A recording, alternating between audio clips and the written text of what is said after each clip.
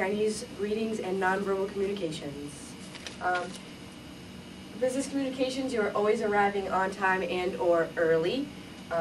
They prefer to be formally introduced, name, eye contact, etc. They may seem unfriendly when they're introduced. I take that personally. Chinese are taught not to show excessive emotion, and they always stand up when they're being introduced.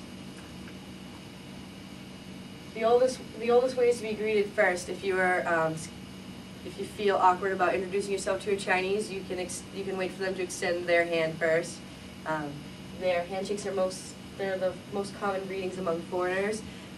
The handshakes usually last about 10 seconds and are a very light handshake.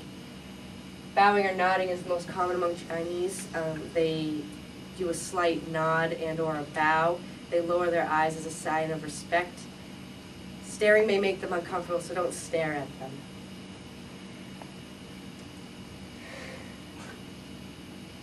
Business cards will be exchanged when you're greeting a person from a company. The way that you act towards that one person reflects on how you're going to be acting towards the whole company. There's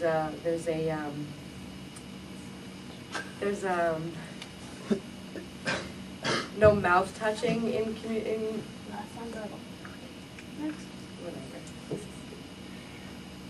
They rely on the following to tell them what someone is feeling: facial expression, tone of voice, eye contact, posture.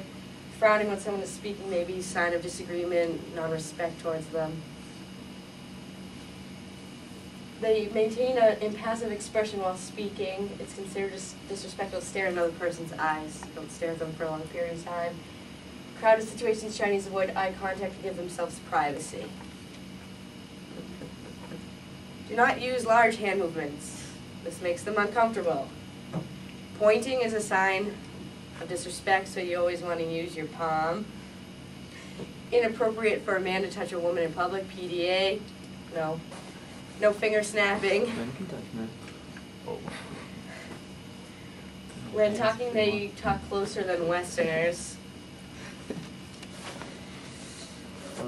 They do not like to be touched. No hugging, no back slapping, no putting arms around someone's shoulders, no tapping. That's it, I think. Public, yeah, that's what I have. Oh, no apologies are offered when pushing or shoving in public areas and or shops, buses, trains, etc. Martinello, and I'm here to do business card etiquette. Use both hands when presenting and receiving the business card. You want to make sure the writing faces the person to whom you are presenting the card.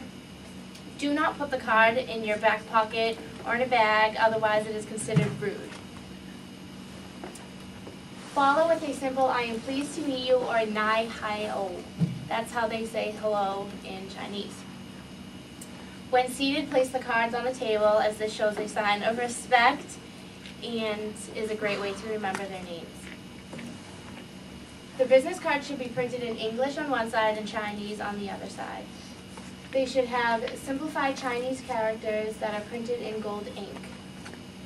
And the business card should never be written on unless they tell you to do so.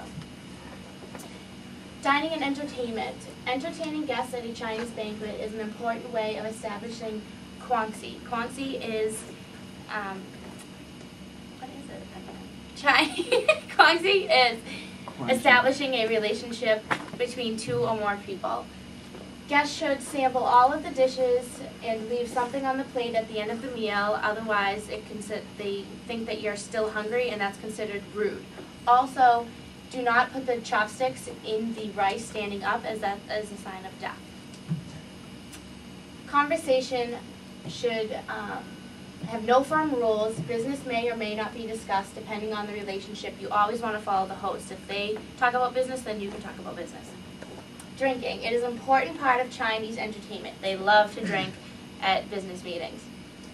They understand if you are unable to drink, simply explain your medical issue and then you do not have to drink. Oh, did we miss one? Oh no, sorry. Drinking. It begins after host offers a short toast. A good idea is to return the toast in favor of the host. Safe topics for toasting are friendship, pledges for cooperation, desire to reciprocate the hospitality, and mutual benefit. Dining and entertainment. No tolerance of tipsy guests. They hate it when you get too drunk, and it's just really rude. It shows that you really don't have any self-control. Also, do not pour your own drink, as it shows a lack of protocol. So my name is Peter Montfort, and I'm going to be talking about proper attire and gender issues. Proper attire. For business, make sure you wear a sports coat, slacks, and tie. In the summertime, open collar shirt is fine. Conservative suits for both men and women. Men and women can wear jeans, but it's not proper for business attire. Revealing clothing for women is considered offensive to Chinese businessmen. So wearing stuff like that, short blouses, women should avoid short blouses, high heels. Chinese basically just frown on that kind of clothing. Women should avoid bare backs, short sleeves, low cut tops, and excessive jewelry. Things women should wear, dresses and pantsuits, just like that woman there in that picture. Things women should avoid is heavy makeup, dangling jewelry, and nothing old flashy or too fashionable. Conservative, simple, unpretentious, modest clothing should be worn. Women in China. China is a male-dominated country. Very difficult to conduct business there. Women may gain acceptance, but it will take time, and it's not real easy for them to gain acceptance. There are men and women in business. Some occupy high positions and important managerial jobs.